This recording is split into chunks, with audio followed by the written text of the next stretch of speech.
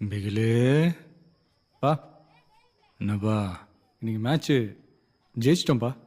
ம் சருக்கு அடிக்கிறியா? ஐயோ வேணாம்ப்பா. அடிக்கிறேன்னு சொல்லி தான் பாரு, கொன்றுவேன். சும்மா அப்படி கேட்குற மாதிரி கேட்பேன். நீ ம், ம், ம், வேணான்னு சொல்கிறப்ப அப்பனுக்கு ஒரு கெத்தியா? வா உட்கார். இருணுப்பா உட்காரியா. எனக்கு 12 வயசு இருக்கும்யா. எங்கள் அப்பா இதே மாதிரி குடிக்கிறியான்னு கேட்டான். கப்புன்னு வாங்கி குடிச்சு விட்டேன். இப்போ வரைக்கும் இதை விட முடியல.